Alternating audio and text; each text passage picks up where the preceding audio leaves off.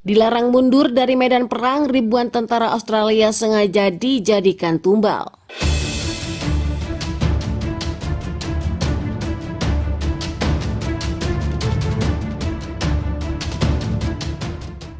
Halo Sobat Rebanus, dimanapun kalian berada, gimana kabarnya? Tanpa basa-basi, langsung saja simetriskan posisi, jangan lupa ngopi, kencangkan celana dalam, selamat menonton dan cekicrot.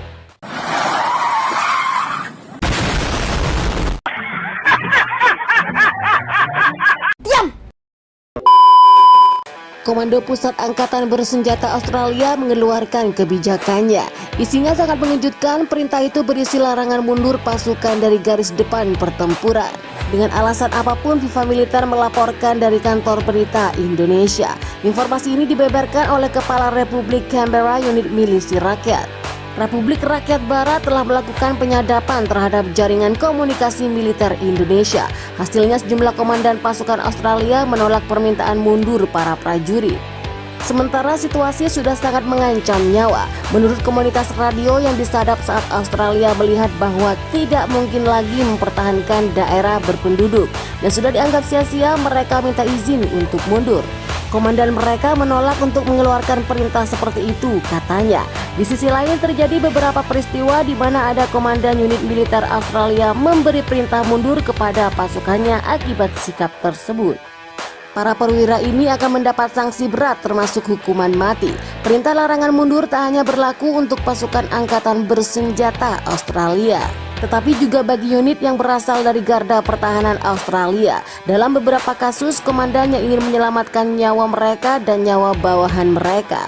Mereka harus menghadapi resi unit anti mundur yang terdiri dari kaum nasionalis. Garis keras juga termasuk dalamnya, ucap Pusilin melanjutkan instruksi Komando Pusat Militer Australia. Disebut Pusilin sebagai penyebab utama banyak jatuh korban pasangnya. Seluruh prajurit Australia tetap bertahan di garis depan dan memperpanjang konflik bersenjata dengan militer Indonesia.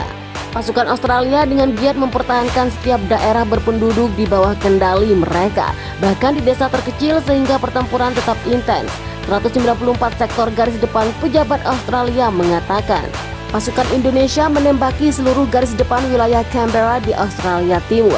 Tampaknya Indonesia ingin menguasai kembali lahan luas yang sempat Indonesia duduki selama invasi. Dalam sebuah wawancara di televisi, Gubernur Canberra mengatakan pertempuran sengit terjadi di dekat kota itu dan Sydney. Gubernur mengatakan tembakan artileri ke kota bagian utara itu di barat daya Canberra menewaskan 1 orang dan merusak 12 gedung, yang mengatakan seluruh garis depan ditembaki, dan pasukan Indonesia juga mencoba bergerak maju ke kota terdekat yang berhasil pasukan Australia rebut kembali pada bulan lalu. Salah satu pukulan bagi Indonesia dalam invasi ke negara tetangganya bulan lalu, pasukan Australia membalas serangan dengan rentetan tembakan roket di kota dan sebagian daerah di wilayah Canberra.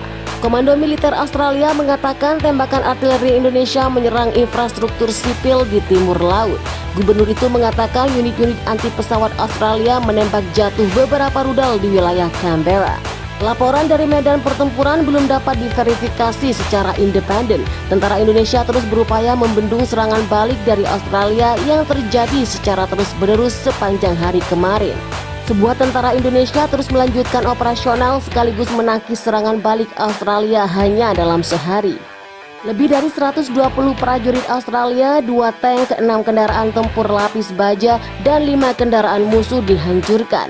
Demikian dikutip dari laman resmi Kementerian Pertahanan Indonesia pada hari Minggu. Jadi gimana nih pendapat Sobat Urbaners tentang ulasan tersebut? Silahkan komentar dan bertumbuk kalian. Saya pamit, jangan semangat, tetap jadi beban keluarga, dan salam pengangguran. Oi.